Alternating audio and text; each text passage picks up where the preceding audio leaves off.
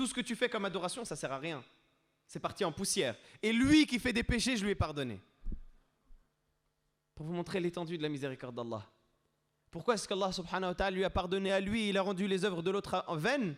Parce que celui qui a prétendu qu'Allah ne lui pardonnerait jamais à l'autre, il était orgueilleux, présomptueux. Quand il faisait ses adorations, il se pavanait, il bombait le torse. Moi, je suis Foulan, je suis le pieux, je suis le sage, je suis... Et son orgueil, ça a fait que ça l'a mené à sa perte et ça a détruit ses œuvres. Tandis que l'autre, miskin, à chaque fois qu'il faisait un péché, il était pris de remords. Ça le rongeait de l'intérieur. À chaque fois qu'il faisait une désobéissance, ça le consumait de l'intérieur. Et il espérait se repentir plus que tout. À chaque fois qu'il glissait, ses remords le brisaient. Et il pleurait devant Allah subhanahu wa ta'ala, lui demandant la guider. Et il retombait par faiblesse. Et il se repentait, il retombait. Et Allah subhanahu wa ta'ala l'a accueilli dans sa miséricorde. La miséricorde d'Allah subhanahu wa ta'ala, elle englobe toutes choses. La miséricorde d'Allah subhanahu wa ta'ala, elle recouvre toutes choses. La miséricorde d'Allah subhanahu wa ta'ala, elle n'a aucune limite. Mais encore faut-il la mériter. Bismillahirrahmanirrahim. Alhamdulillahi rabbil alamin. وأصلي وأسلم على أشرف الأنبياء والمرسلين نبينا محمد وعلى آله وصحبه أجمعين. رب اشرح لي صدري ويسر لي أمري واحلل عقدة من لساني يفقهوا قولي أما بعد. مرحبا بكم جميعا. Bienvenue à tous. Très heureux de partager ce moment avec vous. طبتم وطاب ممشاكم وتبوأتم من الجنة منزلا.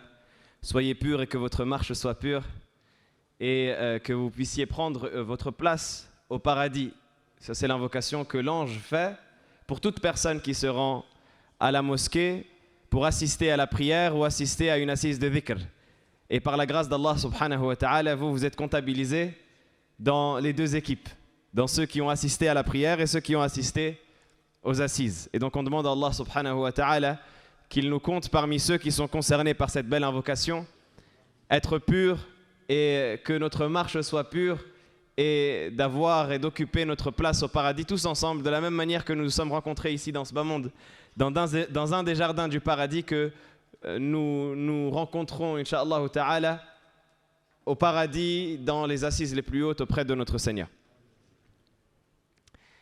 Le sujet de l'intervention d'aujourd'hui, c'est un sujet qui a trait directement à notre connaissance et notre idée que nous nous faisons d'Allah subhanahu wa ta'ala.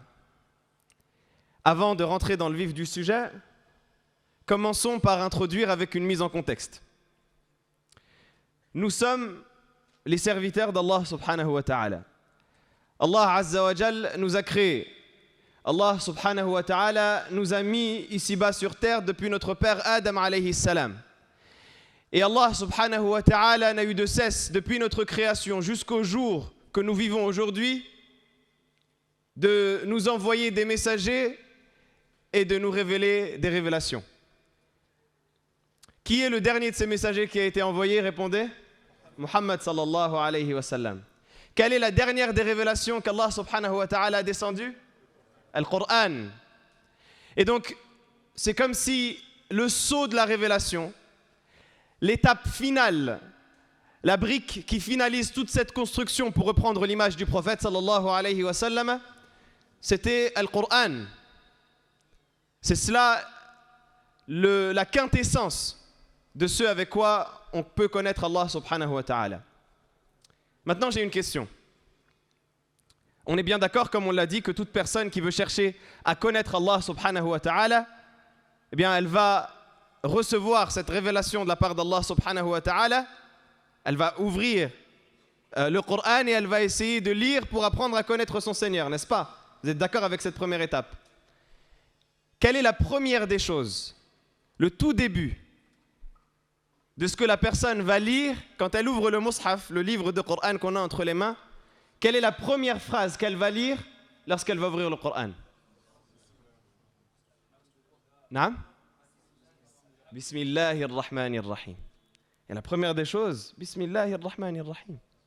Au nom d'Allah, Ar-Rahman, Ar-Rahim, le tout miséricordieux, le très miséricordieux.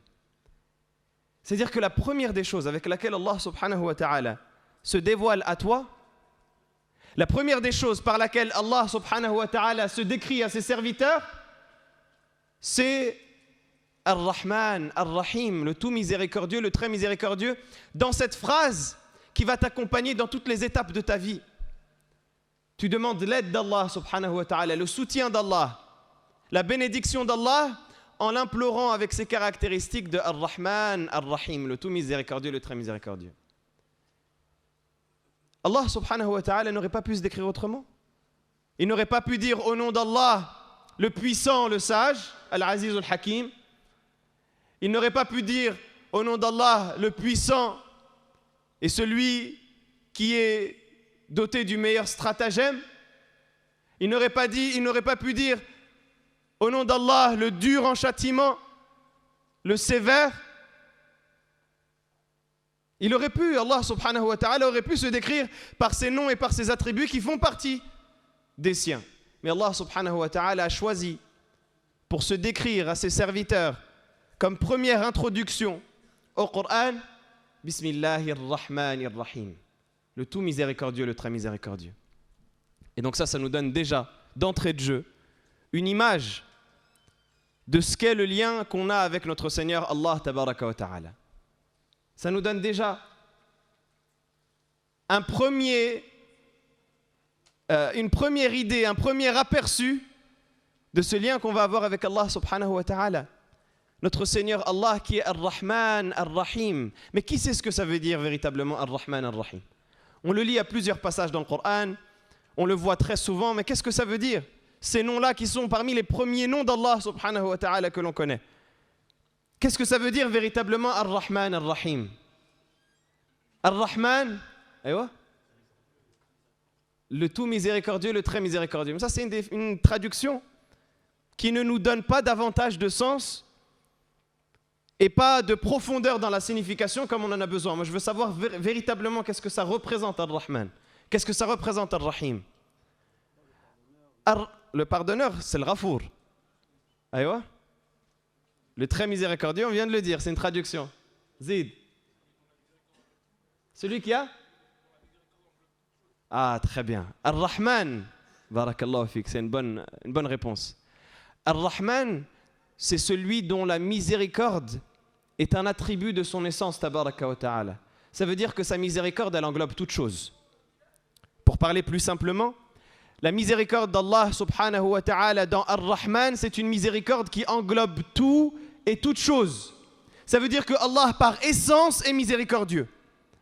Ça veut dire que l'attribut de la miséricorde, c'est un attribut divin qui englobe tout ce qui existe, qui englobe les êtres humains, qu'ils soient croyants ou mécréants, qui englobe les animaux, qui englobe la faune, la flore, les végétaux, les minéraux, tout ce qui existe. Allah subhanahu wa ta'ala, il dit dans le verset wa rahmati wasi'at kulla shay.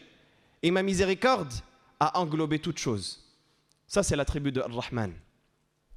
La miséricorde d'Allah subhanahu wa ta'ala qui recouvre tout ce qui existe. Et donc ça doit insuffler en nous un espoir de se dire que ce n'est jamais perdu, que la miséricorde d'Allah subhanahu wa ta'ala, elle est constamment présente et elle peut nous atteindre dans toutes les situations dans lesquelles on est, même si on est loin d'Allah. La beauté de la miséricorde d'Allah, c'est qu'elle ne concerne pas uniquement les méritants. Elle concerne toute la création qu'Allah subhanahu wa ta'ala a créée. Et d'ailleurs, les anges, ils mentionnent cela en faisant les éloges d'Allah subhanahu wa ta'ala. Rabbana wasi'ta kulla shay'in rahmatan wa ilma. Ô notre Seigneur, tu as englobé toute chose de par ta miséricorde et de par ta connaissance. J'ai une question pour vous. Est-ce qu'il y a une chose dans les cieux et dans la terre qu'Allah ignore? Est-ce qu'il y a une chose qu'Allah ne connaît pas? Est-ce qu'il y a une chose qui n'est pas touchée par la connaissance d'Allah? Toute chose, petite comme grande, aussi minuscule soit-elle, même la fourmi noire sur une pierre noire dans la nuit noire, Allah subhanahu wa ta'ala la voit et la connaît. Et il connaît son passé, son présent et son futur, n'est-ce pas? Eh bien, imaginez que les anges ont associé la miséricorde d'Allah avec sa connaissance. C'est pour nous donner une image. C'est-à-dire de la même manière que la connaissance d'Allah subhanahu wa ta'ala se rattache à toute chose, bien sa miséricorde se rattache à toute chose. La miséricorde d'Allah subhanahu wa ta'ala, elle est là où est sa connaissance, et sa connaissance, elle est partout. Et donc la miséricorde d'Allah subhanahu wa ta'ala est partout. La miséricorde d'Allah subhanahu wa ta'ala, elle englobe tout ce qui existe. Mais ce n'est pas tout. Là, on est quoi? On est dans quel nom? Quel nom on est en train d'expliquer? Ar-Rahman. Masha'Allah, vous êtes réactifs. C'est bien. Ça ne vous a pas endormi la journée de conférence, vous êtes toujours au taquet, Masha'Allah. Ça, on est en train de parler du nom Ar-Rahman. C'est fini? Il reste. Ça y est, on s'arrête là? C'est Bismillah Ar-Rahman, c'est tout? Il y a Ar-Rahim encore. Est-ce que vous pensez qu'il y a une redondance dans le Coran? Est-ce que vous pensez qu'il y a une redondance dans les noms? Dans la traduction, on a l'impression que c'est redondant. Le tout miséricordieux, le très miséricordieux, miséricordieux, miséricordieux, bon, c'est le même nom.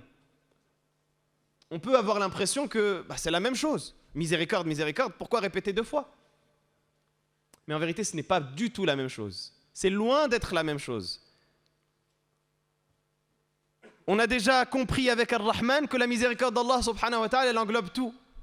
Mais on comprend avec Ar-Rahim qu'Allah subhanahu wa ta'ala est spécifiquement miséricordieux. Il est très miséricordieux envers une catégorie particulière,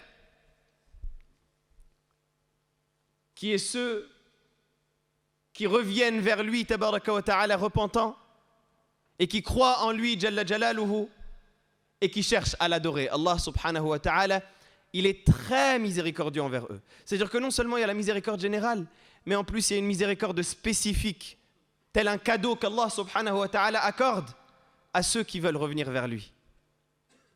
Allah subhanahu wa ta'ala il dit wa kana bil mu'minina rahima. Et il était certes exclusivement et très miséricordieux envers les croyants, envers ses serviteurs. Allah subhanahu wa ta'ala, il est Rahim. Et Rahim, c'est un nom qui est tiré d'un verbe. C'est celui qui fait énormément miséricordieux. Qui fait énormément miséricorde, pardon. Ar-Rahim, c'est celui qui est miséricordieux de base. Ar-Rahim, c'est celui qui fait énormément miséricorde. Donc on ne parle plus d'attributs ici, on parle d'actes. Allah subhanahu wa ta'ala, il couvre spécifiquement de sa miséricorde ceux d'entre les croyants qui veulent se rapprocher de lui. Et donc tout ça, ça nous ouvre des portes de l'espoir. Ça nous fait comprendre que dans tous les cas, on est touché par la miséricorde d'Allah. Et que cette miséricorde, elle est extrêmement vaste. Cette miséricorde, elle est extrêmement large. Cette miséricorde, elle nous couvre de partout.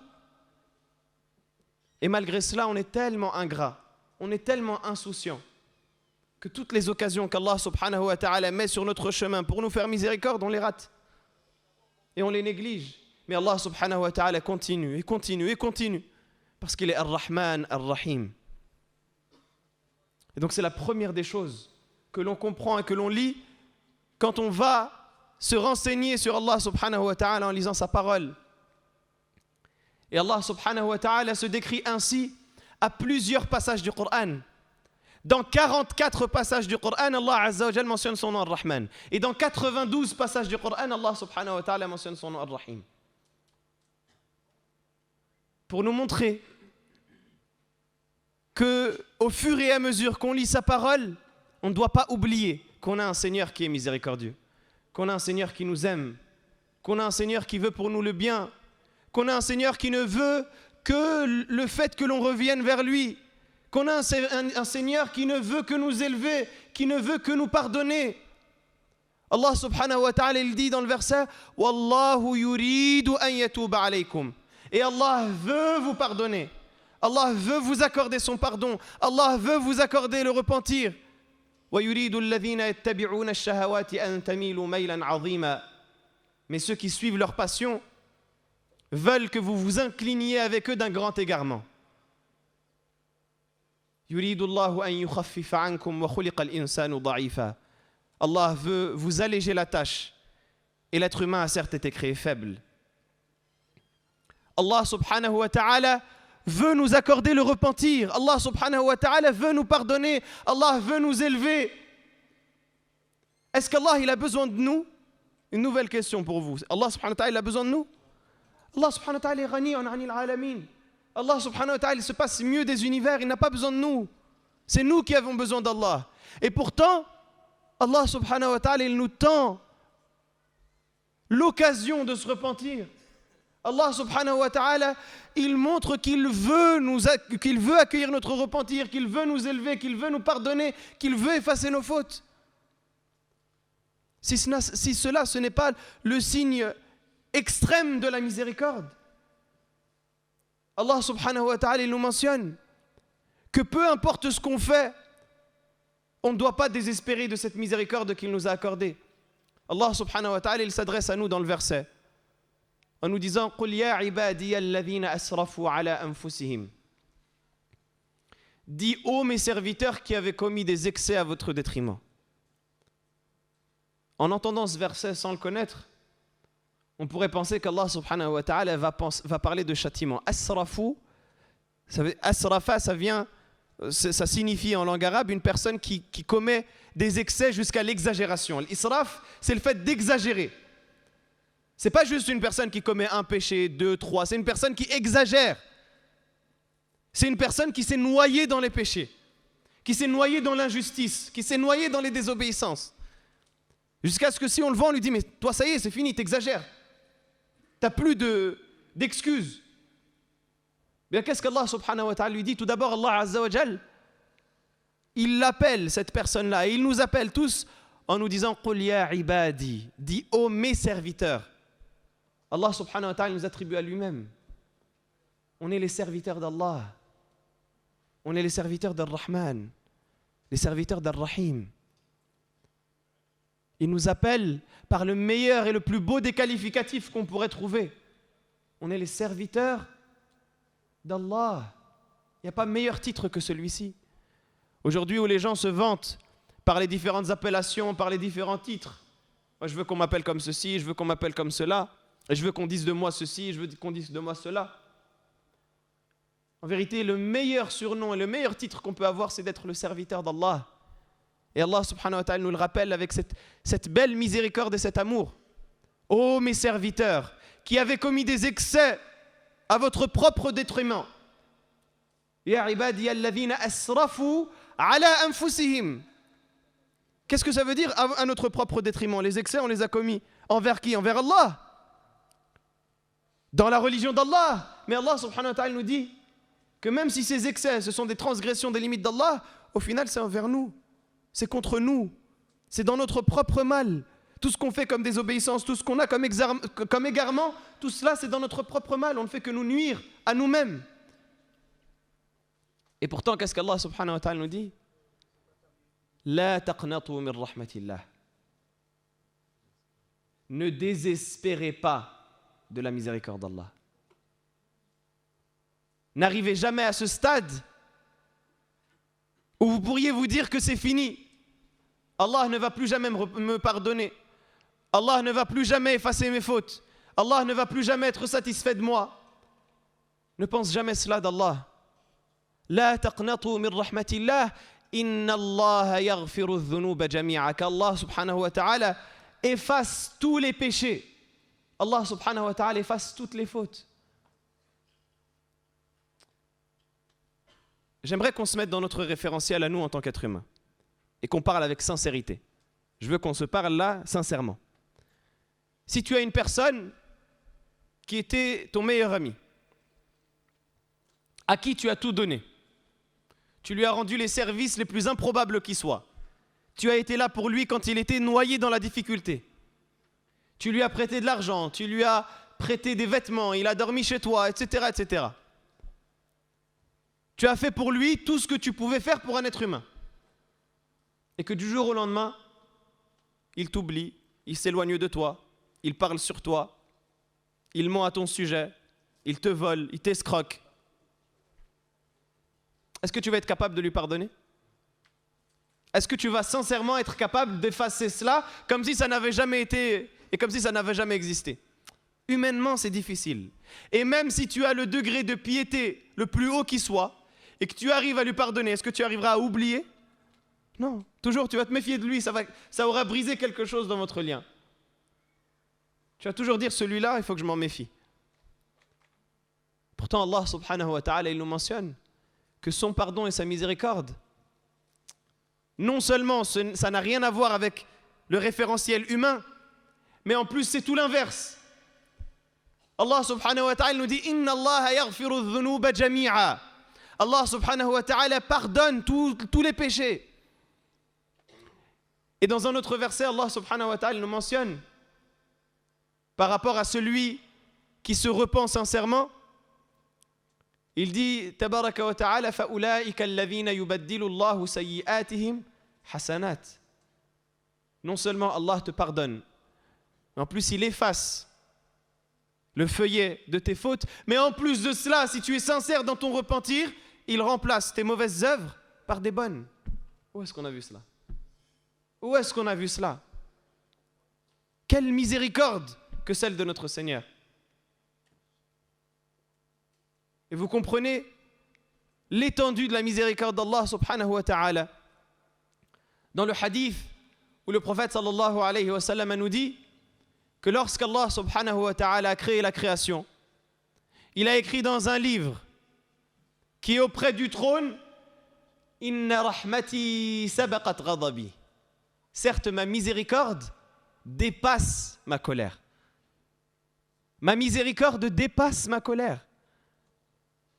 Est-ce que nous, en tant qu'êtres humains, en étant toujours sincères envers nous-mêmes, on fait notre introspection tous ensemble, est-ce qu'on fait des choses qui attirent plus la miséricorde ou la colère? Sincèrement. Chaque jour, on a des manquements, chaque jour, on a des fautes, chaque jour, on a... De sorte à ce que si on était chargé de nous-mêmes, si on était des personnes autres que nous et qu'on était mis nous-mêmes à notre propre charge, on serait fatigué de nous-mêmes. On serait fatigué de nous-mêmes, c'est fini, ça y est, fais ce que tu veux, c'est bon, j'en ai marre de toi. Tous les jours, tu comprends pas, le premier jour, le deuxième jour, le troisième jour, le 10e, le 20e, le 30e, t'assistes à un sermon du vendredi, t'assistes à un rappel, t'assistes à une conférence, t'assistes à une journée de conférence comme cela et tu reviens et tu refais des péchés. Ah c'est bon, c'est fini. Mais pourtant Allah subhanahu wa ta'ala, il ne dit pas cela. Allah azza wa jalla, il dit que sa miséricorde, elle précède sa colère. C'est-à-dire qu'avant qu'il y ait même la colère, il y a la miséricorde d'Allah subhanahu wa ta'ala. Avant qu'on parle de châtiment, on parle de pardon. Avant qu'on parle de désobéissance, on parle de rapprochement d'Allah subhanahu wa ta'ala. Avant qu'on parle de se détourner d'Allah subhanahu wa ta'ala, on parle de se rapprocher de lui. La miséricorde d'Allah subhanahu wa ta'ala, elle dépasse la colère d'Allah. Et une des choses qui vous montre encore plus à quel point nous, on ne peut même pas imaginer dans notre référentiel à nous l'étendue de la miséricorde d'Allah. C'est un hadith que nous raconte le prophète sallallahu alayhi wa sallam, une petite histoire que le prophète sallallahu alayhi wa sallam nous raconte. Il nous dit qu'il y avait un homme pieux à l'époque de ceux qui nous ont précédés. Un homme pieux, tout ce que vous pouvez imaginer d'un homme pieux, qui priait tous les jours, les prières obligatoires, les prières surrogatoires, qui jeûnait, qui apprenait la science, qui apprenait la parole d'Allah, etc. Cet homme pieux, à chaque fois, il passait devant une connaissance à lui qui était noyée dans la désobéissance. Et à chaque fois, il faisait le rappel à cette personne-là en lui disant « Arrête ce que tu fais, c'est bon, repens-toi, arrête. » Et à chaque fois, cette personne-là, elle lui promettait de se repentir. Le premier jour, il l'a fait, la personne lui a promis. Le deuxième jour, il l'a fait, la personne lui a promis. Le troisième, le quatrième. Au bout d'un moment, qu'est-ce qu'il a dit? Il a dit « Wallahi la yaghfirullahu li fulan » Il a dit « Je jure par Allah, Allah ne pardonnera jamais à un tel. » C'est fini, ça y est. Tous les jours, je lui dis de se repentir. Et tous les jours, il revient et tous les jours, il retombe. Wallahi, Allah ne lui pardonnera jamais. Qu'est-ce qu'Allah subhanahu wa ta'ala lui a dit? Dans le hadith Qudusi, dans le hadith dans lequel le prophète sallallahu alayhi wa sallam nous rapporte une parole d'Allah. Le prophète sallallahu alayhi wa sallam, il nous dit qu'Allah subhanahu wa ta'ala a dit Man dha alladhi yata'alla alayya alla aghfira li fulan. Qui peut prétendre à ma place que je ne pardonnerai jamais à un tel? Fa inni qad ghafartu lahu wa ahbattu amalak.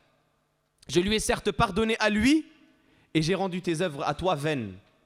Tout ce que tu fais comme adoration, ça sert à rien. C'est parti en poussière. Et lui qui fait des péchés, je lui ai pardonné.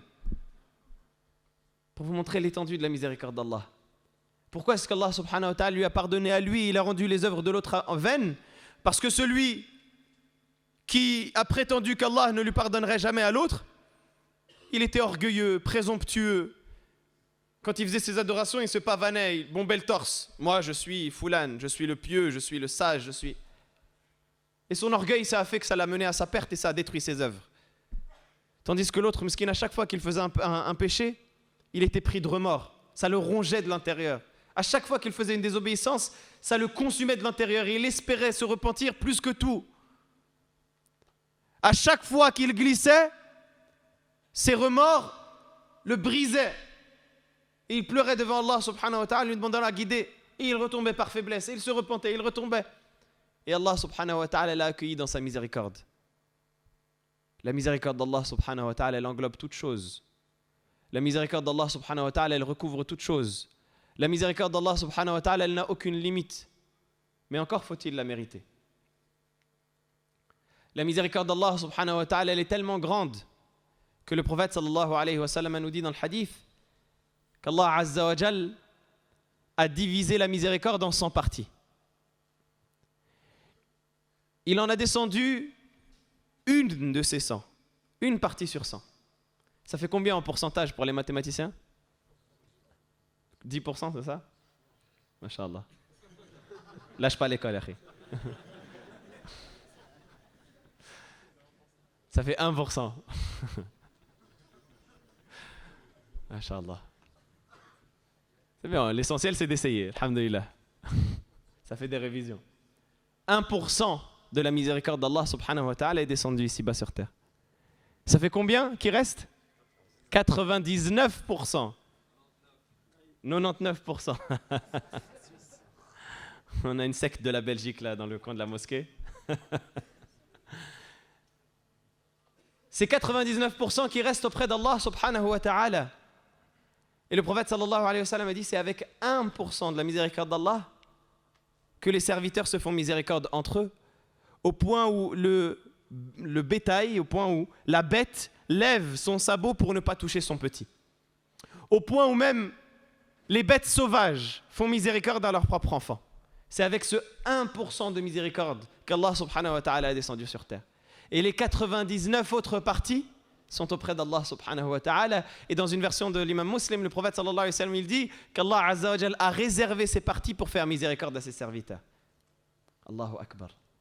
Imaginez à quel point notre Seigneur est miséricordieux. Imaginez à quel point notre Seigneur nous aime.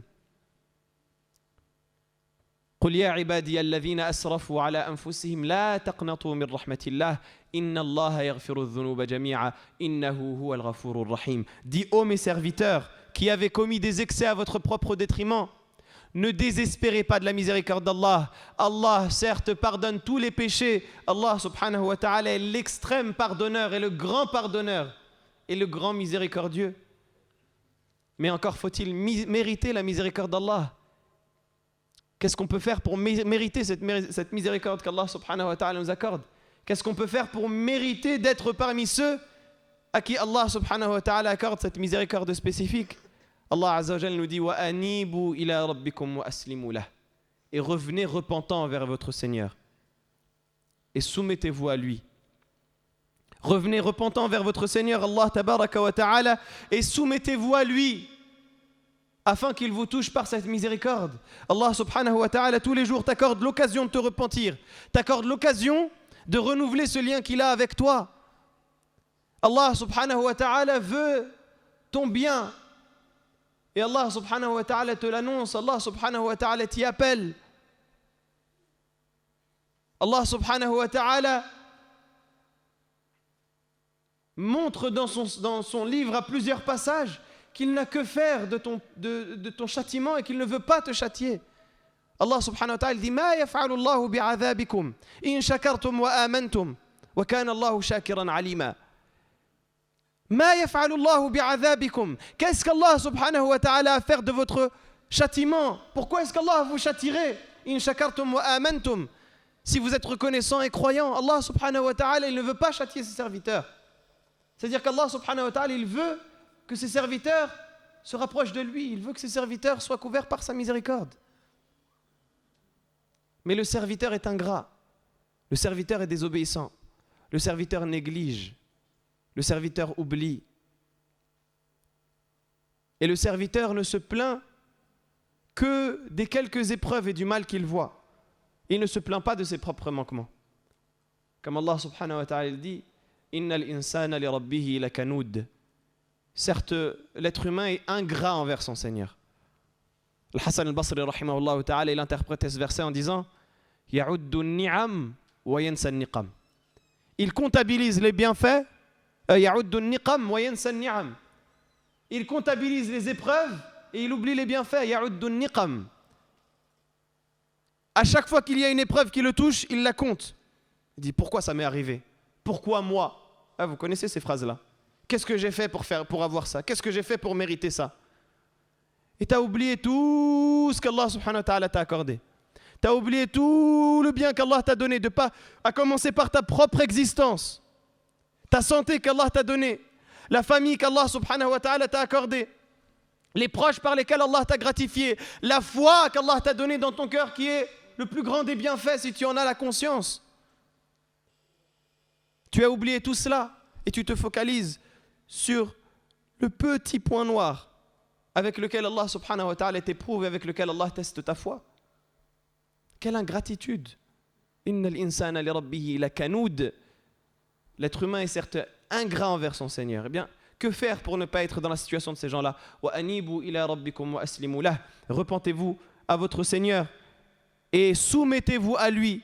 Min qabli an ya'tiyakumul adhabu thumma la tunsarun. Avant que ne vous vienne le châtiment, puis que vous ne soyez pas soutenus. Et quel pire sentiment il y a que d'arriver le jour de la résurrection devant Allah subhanahu wa ta'ala. Et qu'Allah subhanahu wa ta'ala nous montre tous les bienfaits qu'il nous a accordés, toutes les miséricordes qu'il nous a données, toutes les occasions qu'il nous a données de lui demander pardon et de nous repentir. Et qu'on remarque, en faisant la rétrospective sur nos vies, en regardant ce qu'on a passé, des jours qu'on a vécu dans la vie d'ici-bas, qu'à chaque fois Allah subhanahu wa ta'ala nous mettait l'occasion de nous repentir et de nous faire miséricorde devant nous, et qu'on l'esquivait, qu'on allait dans l'autre sens. Je voyais les frères venir à la mosquée et je prenais le sens inverse. J'avais des frères qui me conseillaient et je ne les écoutais pas. J'avais des occasions qui m'étaient données de me mettre dans la droiture et je négligeais. Pour un attrait éphémère de ce bas monde, pour un plaisir éphémère, pour des désirs qui restent quelques secondes et qui s'en vont, pour des choses qui tombent aussi vite que de la poussière. C'est comme si tu prenais du sable dans la main, la vitesse à laquelle le sable s'effrite et qu'il tombe, c'est la vitesse à laquelle ces plaisirs éphémères de la vie d'ici-bas disparaissent. Et ils ne laissent derrière eux que le mal des remords, des regrets et de la punition qui arrive si on ne se repent pas. Le jour de la résurrection, ces remords qui te rongeront, ces regrets, ce sera trop tard pour les manifester. Parce que tu avais l'occasion dans la vie d'ici-bas de revenir vers Allah subhanahu wa ta'ala repentant et de demander pardon à Allah subhanahu wa ta'ala. Mais maintenant tu es seul devant tes œuvres. Le prophète sallallahu alayhi wa sallam, il dit Ma minkum min ahadin illa sayukallimuhu rabbuhu laysa baynahu wa baynahu turjuman. Il n'y en a pas un parmi vous sans que son Seigneur ne lui parle le jour de la résurrection, sans qu'il n'y ait entre lui et entre Allah d'interprète. Il n'y aura personne entre toi et Allah. Tu vas parler à Allah subhanahu wa ta'ala directement. Moi le premier que vous voyez devant vous, ainsi que tous ceux qui sont présents dans cette salle, tous ceux qui écoutent ces paroles, et tous ceux que vous voyez, tous, un par un, on va parler à Allah subhanahu wa ta'ala. فَيَنْظُرُ أَيْمَنَ مِنْهُ فَلَا يَرَى إِلَّا مَا قَدَّمَ وَيَنْظُرُ أَشْأَمَ مِنْهُ فَلَا يَرَى إِلَّا مَا قَدَّمَ وَيَنْظُرُ أَمَامَهُ فَلَا يَرَى إِلَّا النَّارَ تِلْقَاءَ وَجْهِهِ فَاتَّقُوا النَّارَ وَلَوْ بِشِقِّ تَمْرَةٍ. Il regardera à sa droite et il ne verra que les œuvres qu'il aura accomplies. Il regardera à sa gauche et il ne verra que les œuvres qu'il aura accomplies. Il regardera face à lui et il ne verra que le feu. Protégez-vous du feu, nous dit le prophète sallallahu alayhi wa sallam, ne serait-ce qu'en donnant la moitié d'une date en aumône. Et donc on sera dans cette situation-là, dans laquelle Allah subhanahu wa ta'ala va nous questionner, dans laquelle Allah subhanahu wa ta'ala va nous interroger. Et celui qui ne prend pas l'occasion de profiter de la miséricorde d'Allah et de se repentir maintenant alors qu'il en est encore temps, eh bien, il va être dans cette situation. Allah subhanahu wa ta'ala dit thumma la tunsarun. Vous ne trouverez aucun soutien pour vous aider, personne, ni parmi vos amis, ni parmi vos contacts. Et pour terminer avec le dernier verset, Allah subhanahu wa ta'ala nous dit واتبعوا أحسن ما أنزل إليكم من ربكم من قبل أن يأتيكم العذاب بغتة وأنتم لا تشعرون أن تقول نفس يا حسرة على ما فرطت في جنب الله وإن كنت لمن الساخرين. Et suivez la meilleure parole qui vous est révélée de votre Seigneur avant que ne vous vienne le châtiment par surprise sans que vous ne vous y attendiez et qu'une personne dise quel malheur, malheur à moi, qu'ai-je négligé, combien j'ai négligé mon lien avec Allah subhanahu wa ta'ala. Et j'étais certes parmi les insouciants, parmi ceux qui ne prennent pas conscience des choses. Ou qu'elle dit si Allah m'avait guidé, je serais certes parmi les pieux. Ou qu'elle dise lorsque elle verra le châtiment, si j'avais l'occasion de revenir dans cette vie d'ici-bas, j'aurais été parmi les bienfaisants. Mais ce sera trop tard. Allah subhanahu wa ta'ala nous dit Bala qad ja'atka ayati fakadhabta biha wastakbarta wa kunta min al-kafirin. Au contraire, mes versets et mes signes te sont venus. Tu les as traités de mensonges. Tu t'es enorgueilli. Et tu as fait partie de ceux qui ont été ingrats envers leur Seigneur.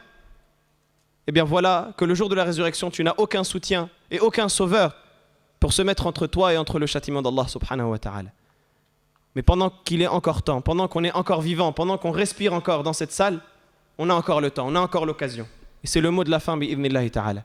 On a encore l'occasion de profiter de cette miséricorde d'Allah subhanahu wa ta'ala qu'il nous donne, avec laquelle il nous recouvre. Et on n'a pas d'excuse. Si la miséricorde, elle est partout, si on est englobé de cette miséricorde, on n'a aucune excuse.